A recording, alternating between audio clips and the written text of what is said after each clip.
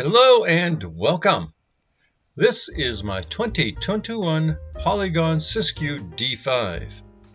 I bought it back in November of 2020 for $1,099 US. The Siskiu D5 is an aluminum frame bike, and in stock form it comes with a single chamber SR Suntour rear air shock and an SR Suntour XCM30 front spring fork with a manual lockout. The bike has 27.5-inch wheels and tires, both by Polygon's house brand Entity. The brakes are Shimano M201 hydraulic units, and the stock drivetrain is a 2x9 Shimano Alivio setup. Well, the bike is now hardly anything but stock. And that's one of the three things that I love about this bike: how well the upgrades turned out. Yes, one could say that upgrade success depends on the components. And while I would not argue against that, it seems to me that the bike, in broad terms, has a large influence. I mean, you can put all kinds of fancy high-priced parts on a bike, but if the basic frame quality and geometry are not good to begin with, the upgrades will not completely, if at all, overcome that.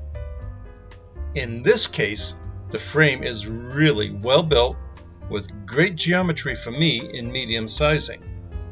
So, since I got it, I have added a TransX internal dropper post, still running the stock saddle by the way, a Sunrace 10-speed cassette, a Shimano Derailleur trigger and clutch derailleur, and a JG Bikes crankset with a 30-tooth narrow wide chainring. The single chamber shock was replaced with a DNM dual chamber unit with a lockout and a rebound adjuster. That's a nice shock. I used it before on my Mongoose XR Pro, and the young lady to whom I gave that bike is still running it with no problems. And finally, I replaced the fork with an SR Suntour Epixon Epicon air fork with a remote lockout and a rebound adjuster. The second thing I love about this bike is its appearance. The colors really pop, and to my surprise, I've gotten several compliments on the bike's appearance when I'm out and about. Now, the Siskiu comes in three component specs: D5, D6, and D7. While I ended up spending as much, if not more than, the higher spec bikes would have cost, I really like the color set of the D5. That's not to say that the 2020 green and black D6 or the blue and purple D7 were ugly. They weren't.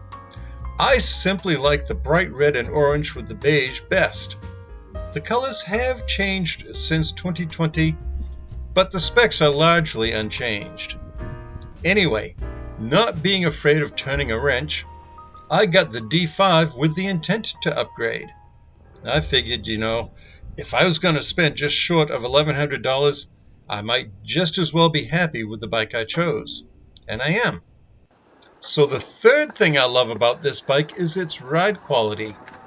Even in bone stock form, this bike has been a hoot and a half to ride.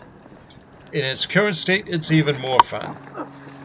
Now, while I have lots of fun on my 29er Rockhopper, the 27.5 wheels and tires on this bike are a lot more maneuverable at speed than the 29s. And at the time that I recorded this, I'm running a set of Continental Mountain Kings, which have amazing grip on every surface I've ridden on with them. The rear triangle with its asymmetrical chainstays and the DNM shock give the bike a nice balance between compliance and comfort. Up front, the Epixon fork is great, especially after I got the rebound dialed in, and the remote lockout is helpful just because it's easier to use on the move than a manual lockout. Now, I would have liked to have gone with a tapered head tube because the bike will accommodate it. Well, back when I did this, in the midst of the pandemic, this stuff was just not available, as we all know, so I went with what I knew I could get a hold of and which would work. And honestly, I've been happy with the fork. You may also have noticed the orange Fun, with 2 N's, handlebar. It's 785 millimeters wide with a 30 millimeter rise. I added that to the bike to raise my riding posture to accommodate some back issues. And the dropper post, well, that's just a game changer for climbing and descending, and it's probably the first thing I would recommend for any mountain bike upgrade. But you know, as much as I love this bike, it's not perfect. My biggest complaint, well, it's fairly trivial, but it's an annoying thing. The frame only accommodates one rather small water bottle.